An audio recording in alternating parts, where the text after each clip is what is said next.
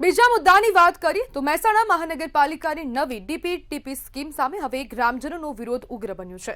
વિકાસના નામે ખેતીલાયક જમીન જતી રહેવાની ભીતિ વચ્ચે મહેસાણાના પૂર્વ વિસ્તારના 10 જેટલા ગામોના રહીશો હવે એક જૂથ થઈને મેદાને ઉતર્યા છે। કુકસ ગામે રાત્રે યોજાયેલી વિશાળ સભામાં ગ્રામજનો, આગેવાનો અને ખેડૂતો એકત્ર થયા અને તંત્રની સામે આરપારની લડાઈ લડવાનો નિર્ધાર કર્યો। ખેડૂતોનો આક્ષેપ છે કે મનપાની ડીપી અને ટીપી સ્કીમ હેઠળ સમગ્ર વિસ્તારને ઇન્ડસ્ટ્રીયલ ઝોન જાહેર કરવાની તૈયારી છે, જેના કારણે હજારો ખેડૂત પરિવારોની વર્ષોથી જીવંત રહેલી ખેતી અને પશુપાલન આધારિત જીવન વ્યવસ્થા ખોરવાઈ શકે છે। ત્યારે આ ગામોએ મળીને જમીન બચાવો એક્શન કમિટી બનાવી છે। ખેડૂતોનો આરોપ છે કે વિકાસના નામે રાજકીય ષડયંત્ર રચાઈ રહ્યું છે અને પૂર્વ વિસ્તારમાં માત્ર 2 કિલોમીટરના અંતરે 3 મોટા રસ્તાઓનું આયોજન કરી ખેતીલાયક જમીનના ટુકડા કરવાની તૈયારી છે। હવે ગ્રામજનોનો સીધો સવાલ છે કે વિકાસના નામે ખેડૂતોનો વિનાશ કેમ અને શું તંત્ર લોકોની સંમતિ વગર આ સ્કીમ અમલમાં મૂકશે કે કેમ તેવા અનેક પ્રશ્નો અહીંયા ઊભા થઈ ગયા છે અને ખેડૂતોમાં હવે ખૂબ રોષ જોવા મળી રહ્યો છે, કારણ કે ખેડૂતોની જે ખેતી લાયક જમીન છે, જે જગ્યા છે, તે હવે ક્યાંક ને ક્યાંક છીનવાઈ જશે તેવો ડર ખેડૂતોમાં છે અને તેના જ કારણે હવે વિરોધનો વંટોળ પણ ઉઠી ગયો છે।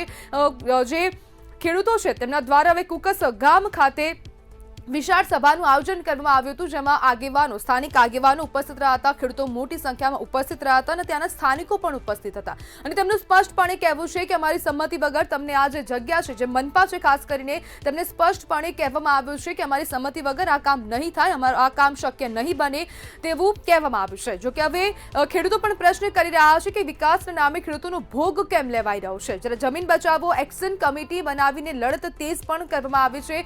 હવે ખેડૂતો દ્વારા એક્શન કમિટીની રચના કરાઈ છે અને એક્શન કમિટીમાં અનેક હોદ્દાઓ પણ આપવામાં આવ્યા છે, જેના કારણે મહાનગરપાલિકાની સામે હવે ઉગ્ર આંદોલનની રણનીતિ પણ તૈયાર કરવામાં આવી છે। જો આવનારા સમયમાં મહાનગરપાલિકા પોતાનું આ જે દરખાસ્ત છે, પ્રસ્તાવ છે, તેને પાછો નહીં ખેંચે તો ક્યાંક ને ક્યાંક આંદોલન પણ કરવામાં આવશે। અને આજ મુદ્દે આપણી સાથે ચર્ચા કરવા માટે મહેસાણા મહાનગરપાલિકાના પૂર્વ કોર્પોરેટર અમિત પટેલ જોડાઈ ગયા છે। અમિતભાઈ, હવે 10 ગામના ખેડૂતો હવે મનપાની સામે ઉતર્યા છે, શું કહેશો? પૂર્વ વિસ્તારના લગભગ 10 થી વધારે ગામોના ખેડૂતો જે પશુપાલન અને ખેતી સાથે સંકળાયેલા છે, તેમના વિસ્તારમાં બાયપાસ રોડ, ઇન્ડસ્ટ્રીયલ ઝોન અને ટીપીડીપીની 40% કપાત નગરપાલિકા જમીનો જેમની છીનવા જઈ રહી છે, એમાં ખેડૂતોનો રોષ છે।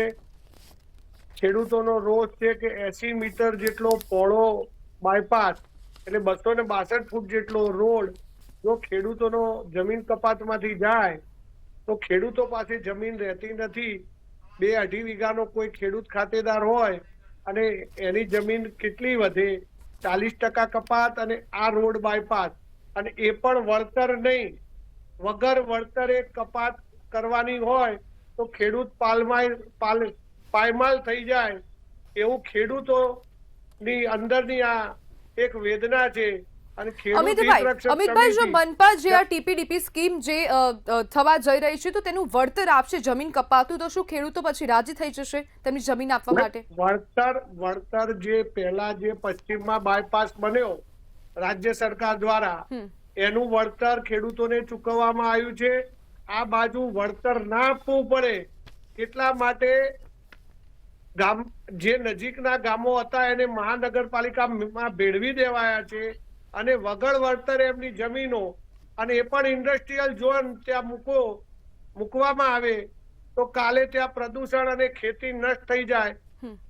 બધા જ ગામના ખેડૂતો પશુપાલનના વ્યવસાય સાથે સંકળાયેલા છે, એમનું ઢોર ઢાંખર, વાછરડું ક્યાં રહે, દૂધની ડેરી સાથે સંકળાયેલા લોકો, આખો સમાજ નષ્ટ થઈ જાય એવું આ સરકારે કાવતરું રચ્યું છે એવું ખેડૂતો એ જાણી ગયા છે। અમિતભાઈ, શું ખેડૂતોની સંમતિ વગર આ જે સ્કીમ છે તે અમલમાં મુકાશે કે કેમ? ખેડૂતોની સંમતિ હોય પણ 80 મીટર જેટલો બાયપાસ હાઈવે, 80 મીટર એટલે 262 ફૂટ, જો આટલો મોટો બાયપાસ શેના માટે ત્યાં કરવો પડે? જે અત્યારે જે પશ્ચિમ દિશામાં છે એ પણ 80 મીટરનો નથી, તો શેના માટે એટલી બધી જમીન ખેડૂતોની કાપવી પડે?